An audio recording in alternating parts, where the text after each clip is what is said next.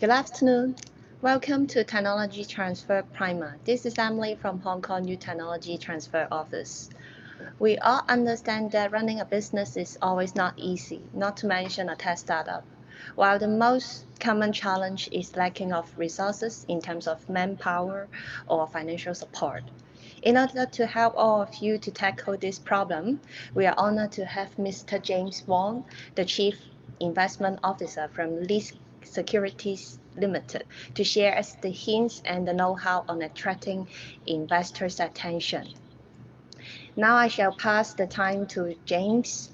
If you guys have any questions, please feel free to type in the Q&A chat box. James will spend around 15 minutes to answer the questions. Hello, James. We Hi, can, Emily. yeah, we can't wait to hear from you. Can you start now? Okay, that's great to hear.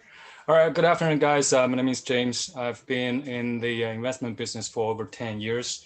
And first, I was in the States and been back to Hong Kong for about 8 years now. The majority of those 10 years, I was been on the buy side. So we have been dealing with ultra high net worth individuals, and we have been dealing with behemoth level institutions. And we, of course, have seen a lot of projects. So I may have a few insights on how to attract investors' attention. So let's start with a glimpse of what we're going to be going through today. So first, we're going to be asking ourselves, how hard could it be to raise money for our startups? And second, what are they looking for? What are the investors looking for? Third, what are the investors avoiding? And fourth, what should you do in terms of storytelling? And fifth, what should you do in terms of getting a pitch deck together? So the first one, how hard could it be? I think an analogy could be made between a fresh grad university student and a founder of a new business looking for funding. We all remember back in university, we are trying very hard to find internships. And when we go to career fairs, we see a swamp of people, our age, our education level, our intelligence level, trying to fight over a very limited number of job openings. So those are the days that we remember how desperate feels like. I believe the founders of these new businesses are feeling the same way, because like university students who just graduated from college, and both the founder of a startup and the student, they have been working on something that's not directly linked with money, but they're now looking for opportunities and affirmation in terms of money. And they have not really been making a lot of track records showing their abilities, but they are making a promise to whoever employs them or to whoever invests in their businesses that the presence of themselves will be adding value to the company or to the investor's portfolio. So there's another marriage analogy I'd like to share. It's mentioned by Xing Chao, the founder of a startup. We all know Lala Move. He said, finding an investor to back you is like finding a girl who will marry you. The relationship between startup and investor is just like a marriage, which is built on compromise and dedication. A startup founder makes a promise to her investor who trusts it and pays for its future.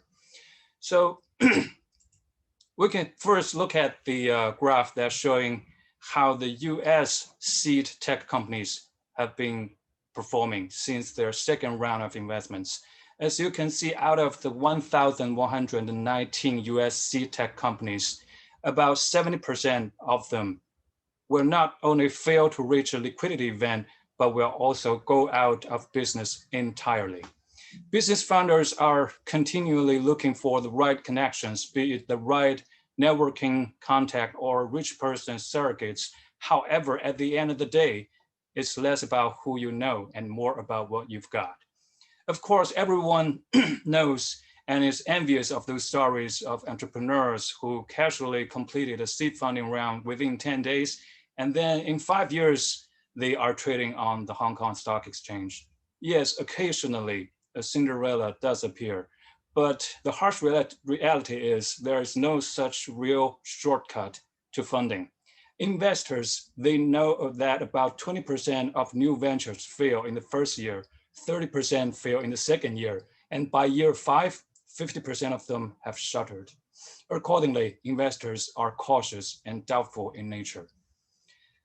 So that's so that's the story in the United States. What about the story here in Hong Kong? Would it be easier in Hong Kong to raise money for startups compared with US? Let's take a look of this bar chart. It looks pretty self-explanatory. It says where the density of super rich individuals is highest. So ranked number 1 is here in Hong Kong. We have 1,364 ultra high net worth individuals per 1 million people.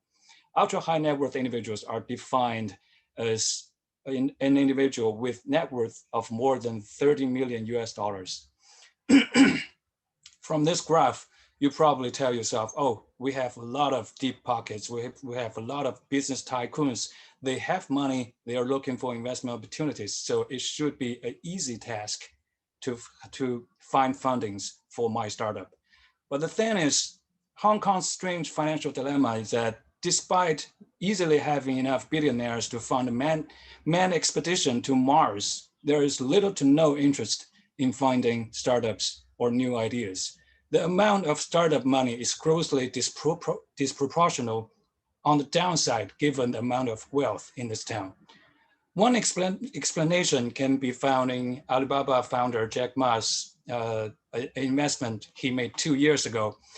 He made that in Microsoft founder Bill Gates' US $1 billion breakthrough energy ventures fund. It was launched in 2018 and seek new energy technologies in a sign of how the private sector is continuing to invest to reduce greenhouse gas emissions. It aims to be a patient capital, according to Gates, potentially holding investments for 15 to 20 years.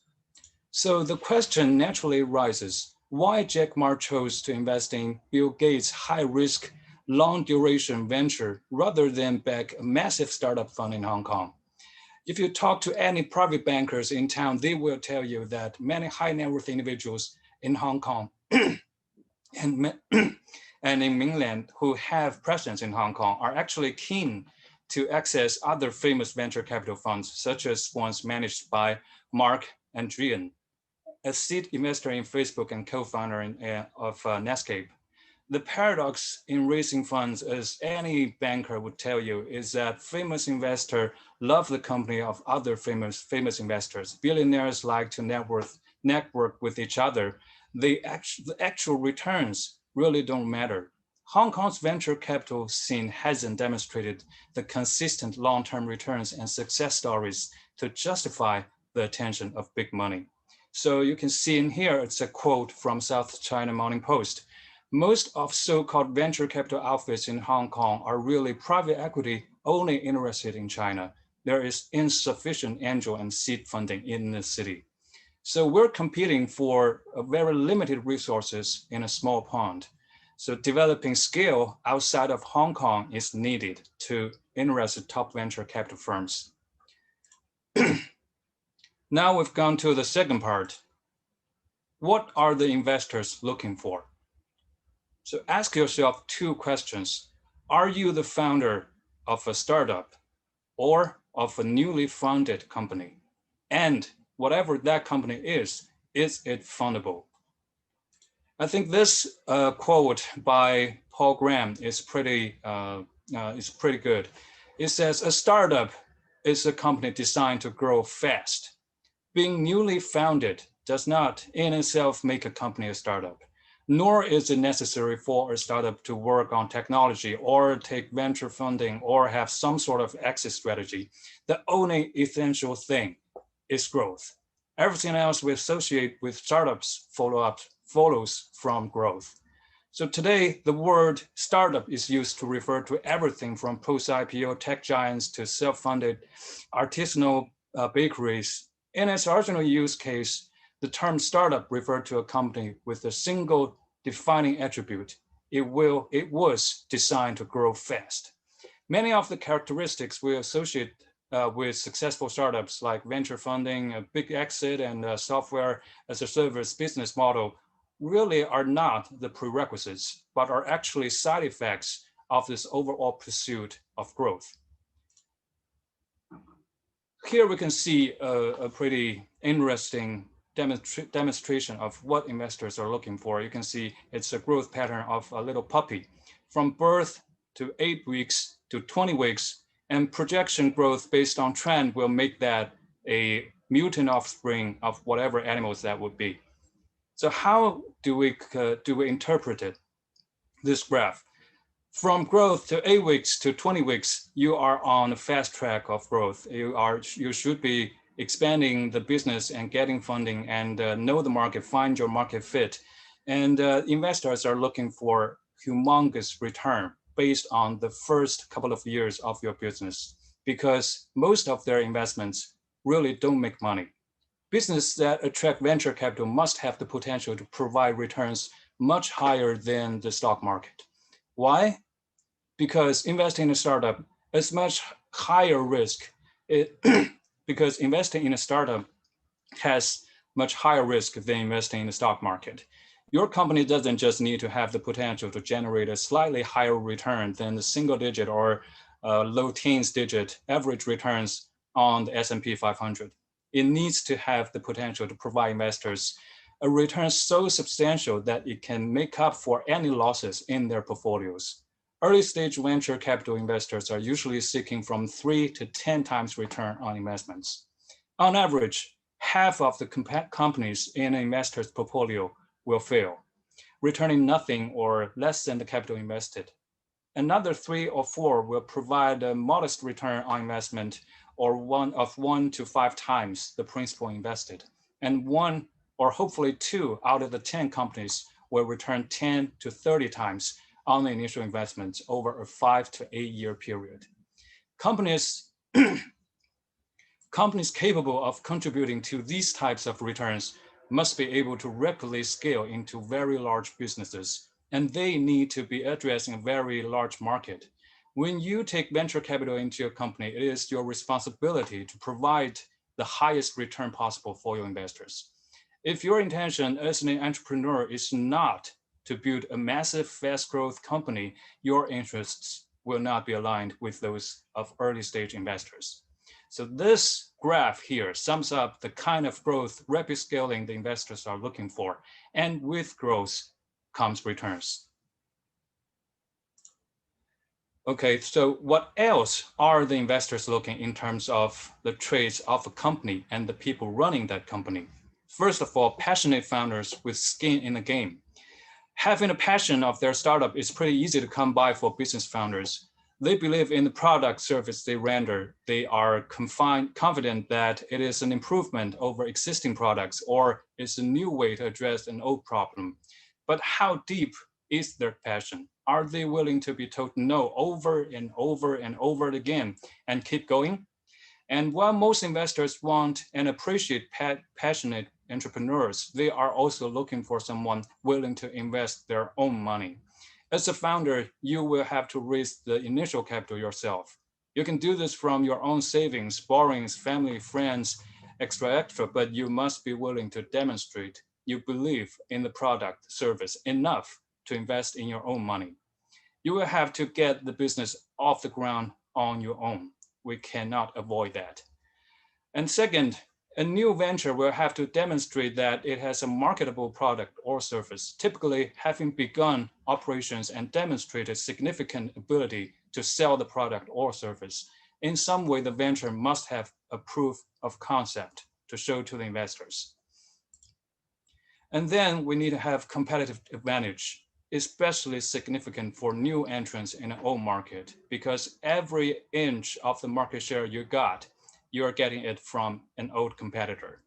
And also you got to ask yourself, how would you stand out among all the old competitors? What makes your product and service unique? There has to be something about your product that sets it apart. If you have never before seen product and you are the first to the market, that may be it. However, most startups are entering existing marketplaces. What then makes you different? I think there's a pretty good example between two brands of watches. The first being MVMT watches, the second being Rolex. The MVMT watches, this company recognized that there are many quality timepieces in the market. Their approach was to provide high quality timepieces without high prices. Their competitive advantage is affordable price for equal quality. By contrast, by contrast, Rolex positions itself as the leader in quality and design, which justifies their premium price. And, and then we need to have a exit strategy for the investors. So they will ask you two simple questions. How much will I get back and when will I get it? This question can be answered by a financial projection using 5 factors. First, you got to have a complete description of the assumptions behind the model you're giving to your investors. Second, you got to have a complete set of financial statements, including income statement, balance sheet, and statement of cash flow. And third, you got to have a return on investment ROI analysis using capital budgeting techniques and various ROI calculators. And fourth, you got to have a sensitivity analysis around key variables. And finally, fifth, you got to have a cash source report and a user report. So now we know what investors are looking for in startups, what makes them feel like investing in your company. What are they avoiding then? There are several concepts that they're actively trying to avoid. The first one, it's pretty straightforward, being the deal breaker is they don't invest, or they will not invest in companies that tend to fail. More than 90% of the companies that fail actually is due to self-destruction rather than competition. And the biggest reason is premature scaling. What is premature scaling? It is defined as spending money beyond the essentials on growing the businesses. Essentialities, this means spending money on hiring, marketing, operations, and other growth before achieving product market fit. To avoid premature scaling, a company must first achieve product market fit and then invest in its growth. In other words, nail it, then scale it. And there are other causes for a company that tend to fail, which including a lack of market need, running out of cash, not having the right team, getting out-competed, cost issues, poor product, and lack of a business model. You'll be surprised that some of the projects that we are in touch with actually do not have any kind of business plan. When we ask them for this, it usually takes them 1 to 2 months for them to come up with a business plan. And by then, it will be too late. And what other types of companies are investors avoiding? All first-timers, which means all the co-founders of this startup are first-time entrepreneurs. A strong team has one or more executives who have run a startup before the current business domain. Even if we're talking about some top big company executives, they are still considered high risk in a startup environment because they have never been in this realm. Second, if your startup is in a high failure rate business sector, which means historically they have included work at home, restaurants, telemarketing, social service providers. On the internet, we are very wary of one or more search engine provider, clones of existing social media sites, and yet another new dating site. You need a big differential. You need a big differentiator in these areas. And third kind of company investors trying to avoid is the ones that with a huge ramp up in time and money. For new car companies such as DeLorean and Tesla, we all know DeLorean failed miserably and Tesla is booming. But they both are designing and testing products that is only in the beginning. Huge investments are also required to ramp up manufacturing, build a distribution network, and provide the support infrastructure. New drug usually falls in this category too, due to side effect testing. And the fourth kind of companies that investors trying to avoid is the one with low growth rate or too niche of a market. Investors are looking for large opportunities greater than $1 billion with double-digit growth rates. Others may indeed make good family business, but are usually deemed worth investments. These are the ones that you need to bootstrap, crowdfund, and pitch friends or family to invest in first before the bigger players step in. Okay, now we've gone through what the investors are looking for in startups and what they're trying to avoid in startups. So what should you do? I think with a simple Google search, you can find all kinds of information on pitch book or pitch deck or what kind of structure you have to construct in terms of a paper presentation. But what I think is most important is how you sell yourself in terms of storytelling. Because investors, as we know, look at pitch decks for only 3 minutes and 44 seconds and put them in comparable metrics. Venture capitalists review and compare hundreds of startup pitches each month, and the most efficient way to do this for them is to keep a spreadsheet and score each pitch on the same metrics, which correspond to the subject of each one of those slides in the standard template.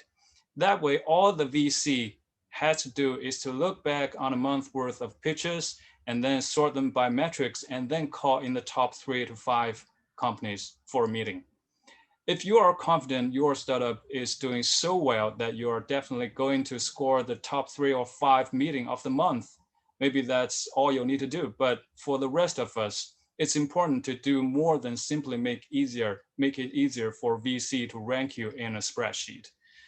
You have to reach down in their optic nerves and pass their rational calculating forebrain and grab their emotional area with both hands and pull hard. So how do we really tell an effective story? First of all, we need to bring up a recognizable plot. The plot needs a beginning and an end, and some kind of moment in the story where the crisis develops and is resolved. What writers call a narrative arc. A narrative arc creates a tension in the mind of the audience that is only released when the storyteller brings the story to the close, making the audience pay attention until the very end. So it can help to use narrative plot structures your audience might recognize, such as a hero's journey, a murder mystery, or even a romance. To take a moment to remember how you felt when you first were doing something. Or another example is to do you love or hate the sound or feel the taste of something. These are the phrases or the examples that you can build rapport with your investor.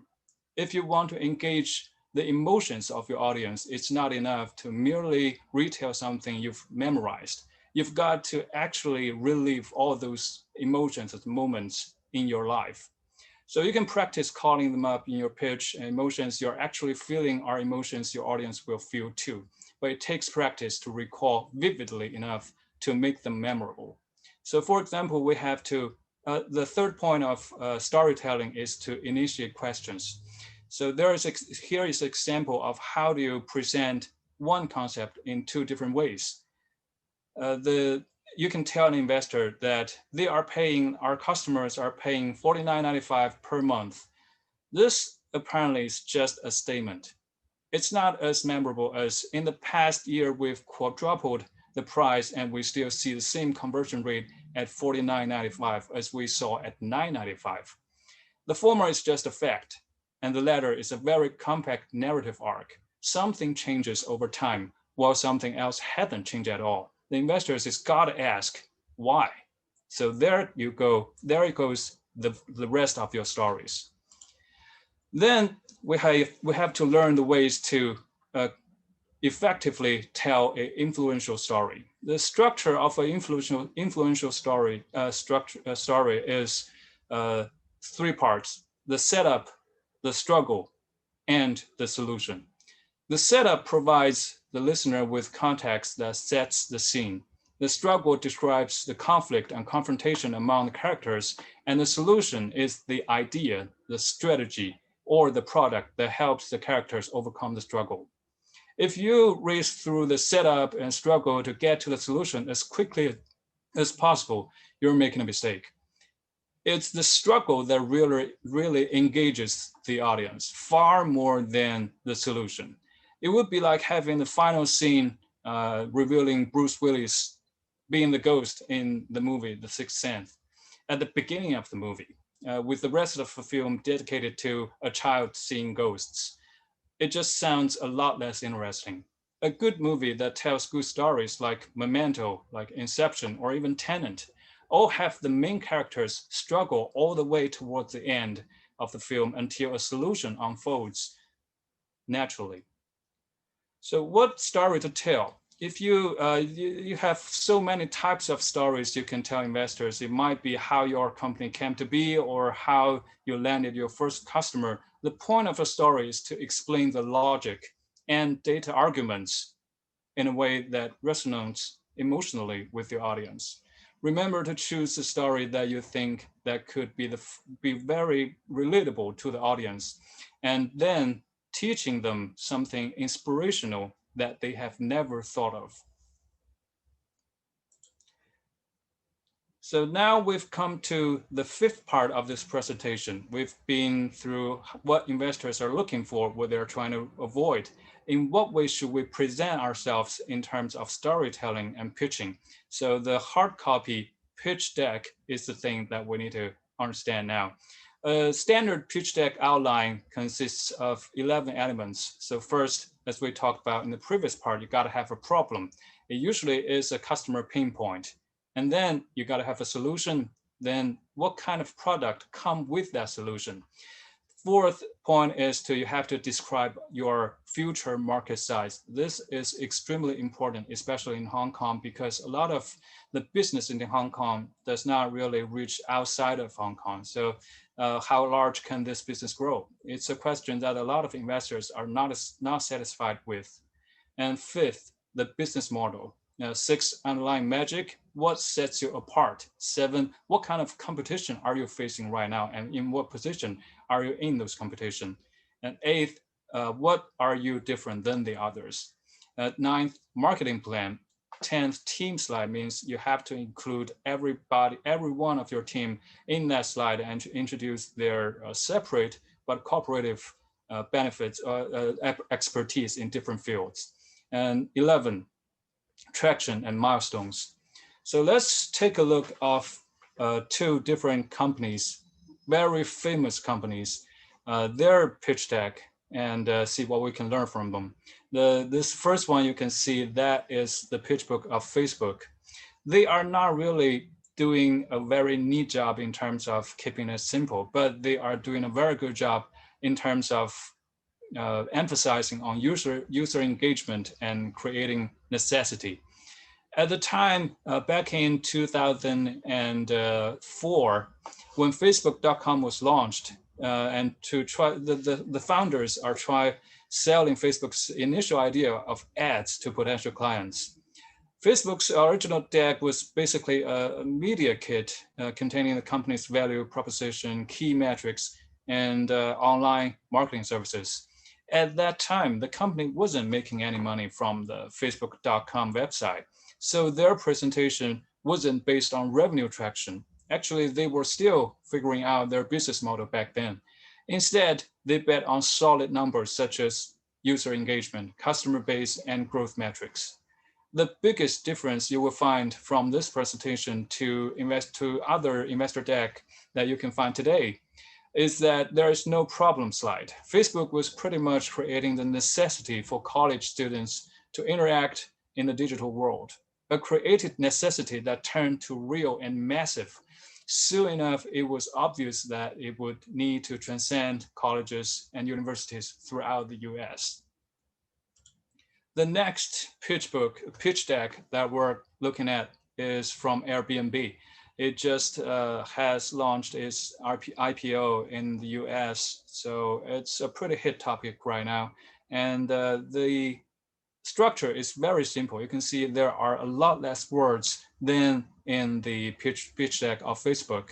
And so the characteristic of the Airbnb pitch deck is short and sweet. 10 slides in total. The killer slide though in this presentation is their business model slide because it lays out their revenue model in the simplest possible way. They make a 10% commission on each transaction, period. In presentation, we can all learn from Airbnb, less is more. So what else should you do in terms of pitch deck? There are other important factors. First of all, you need to create a realistic budget. Before investors will take a chance on your business, they will want some assurance that you can actually run a business. So keep careful accounting book records of the costs so that you can estimate revenue projections with some degree of accuracy.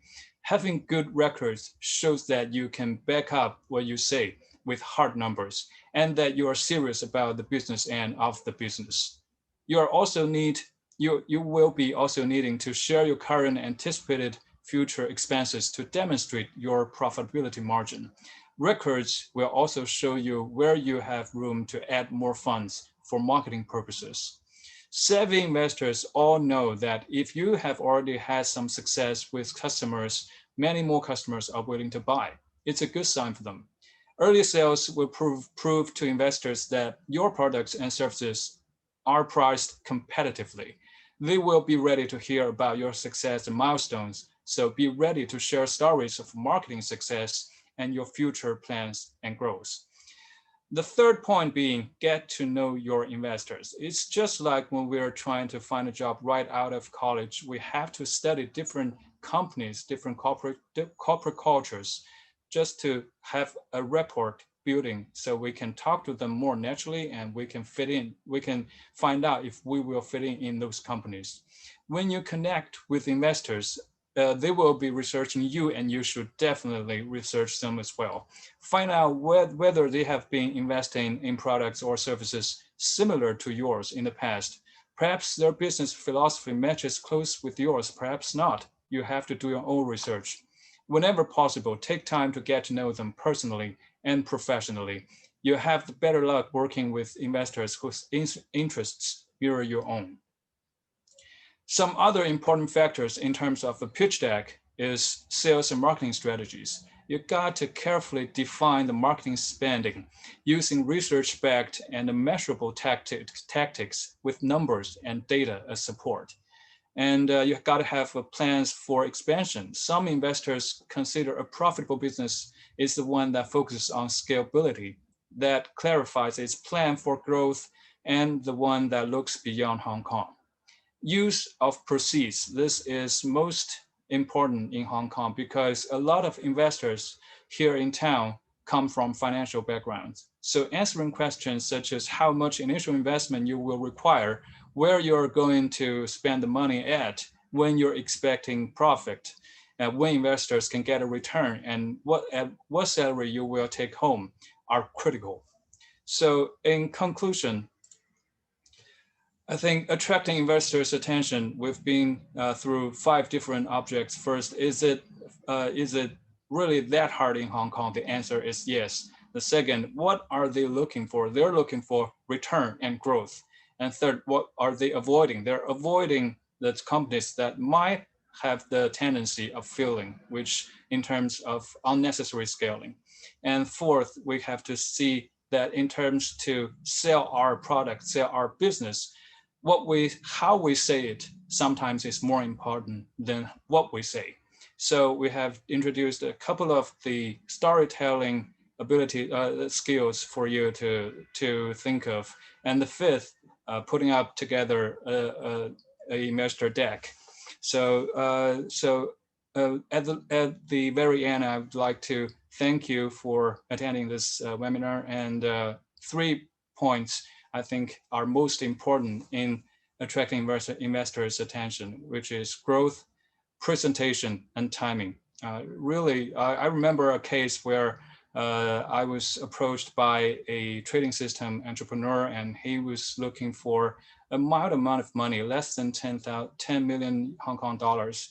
But like I said, he did not come prepared. He asked for our interest. We listened to him, and we found his business model quite interesting, but then we are asking for a deck to put together and send us, and it took him 2 months to send us that deck. This is a demonstration of his somewhat incompetence or inefficiency. So we did not go through with the investment. So timing is also very important.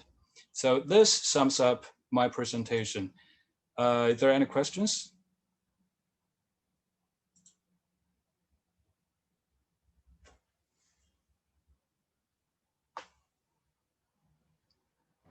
Yes, there's questions in the Q&A chat box. Maybe you can have a look, James. Yeah. Well, there are a lot of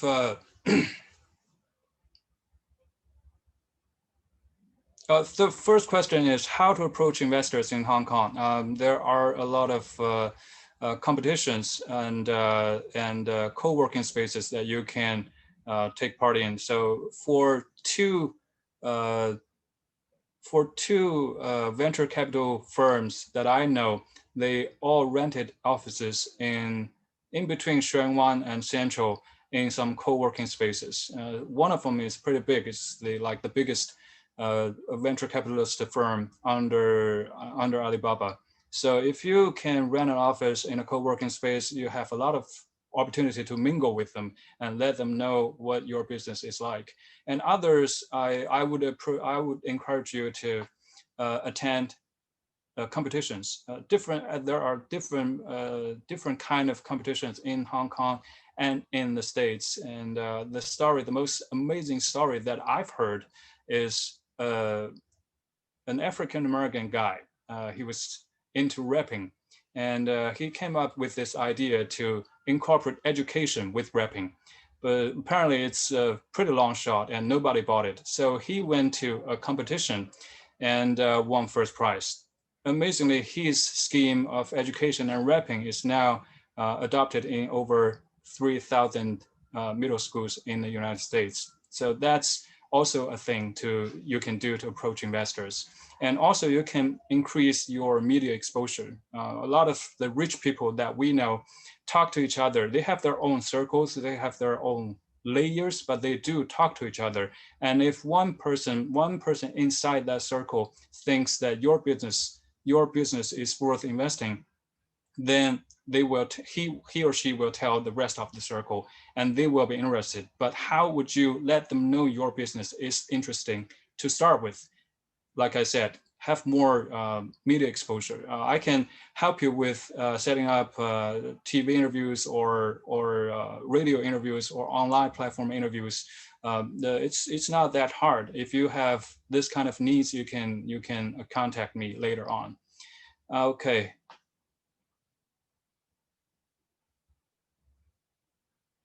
The other question is, shall we pitch more than one investor at the same time? Yes, you should definitely do that.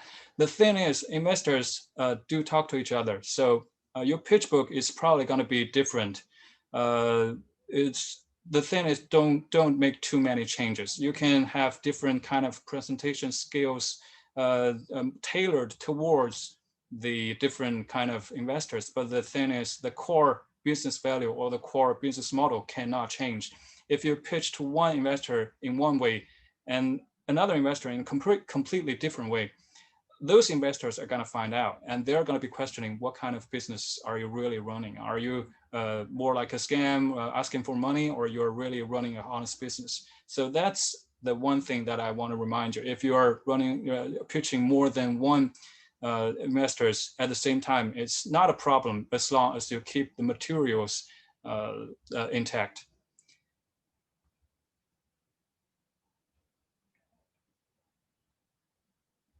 Does the startup has to be the IP owner? Yeah, I've a pretty mixed experience in terms of IP. Yes, you better have one or two IP to start with. Otherwise, they really don't know what your X factor is, what really makes you stand out. The problem is having too many IP, sometimes it's not a good thing. It makes you have this sense of entitlement. And when you're talking to investors, you have this fake feeling of superiority. that's not going to do well in terms of looking for funds. So what I suggest is, yes, you have to have, you better have, if you have an IP, it's going to be better. But if you have an idea that nobody else have ever heard of, and you have an executable plan, then I'll say it's pretty good. It's a pretty good start.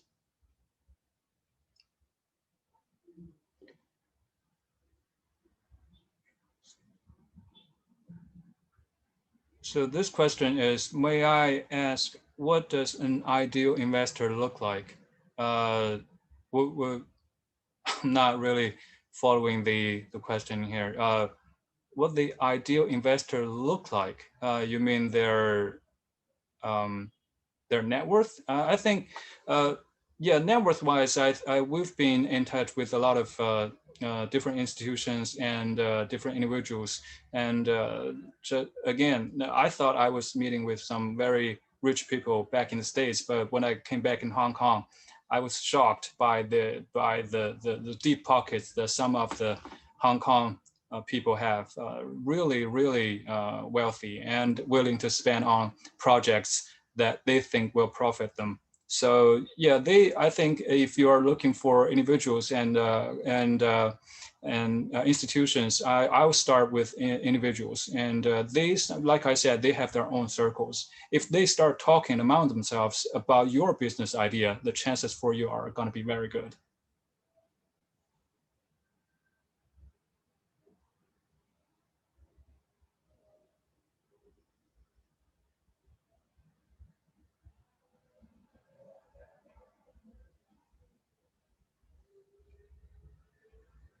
So this question is asking, at a baby stage of the firm, how do we demonstrate business differentiality?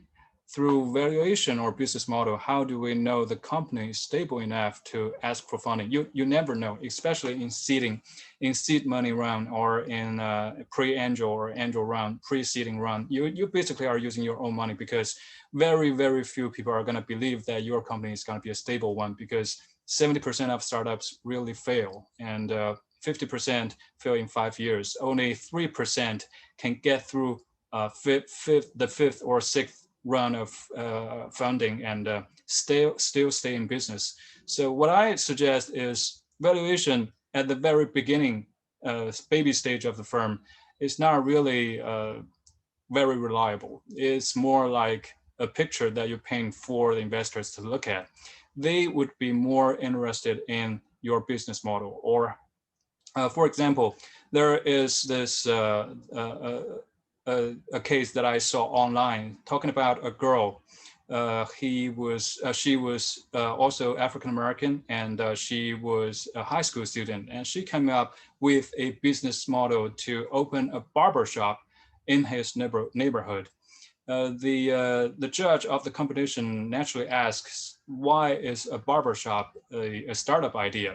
So she answers, she lives in a black neighborhood, but the nearest barbershop is 45 miles away.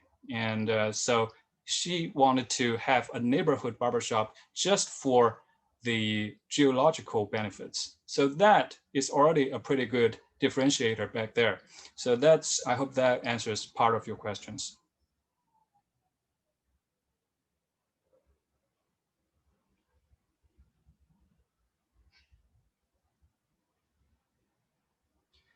Our Science Park Cyberport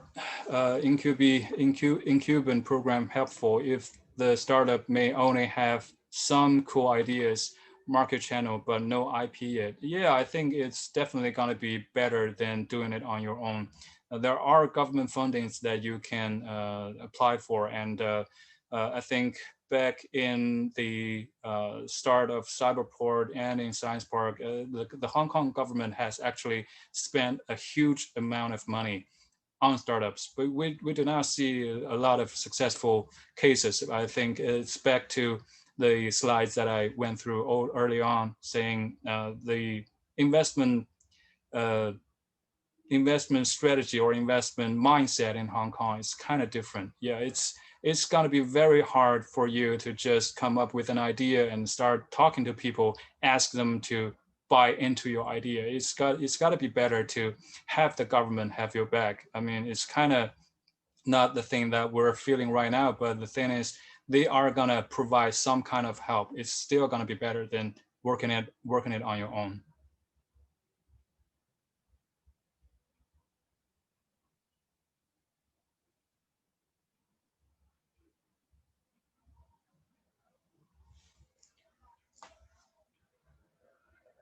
Okay, I think that sums up our presentation for today. Thank you, James. Thank you. Thank you for insightful sharing and practical know-how. I hope all of you can successfully attract investors and becomes the Cinderella. Thank you for attending the webinar. Next week, we are going to have the highlights of TCI Hong Kong U awardees to share their entrepreneurial journey with us. So stay tuned with us. Again, thank you very much, James. Thank you. Thank you. Bye-bye. Bye.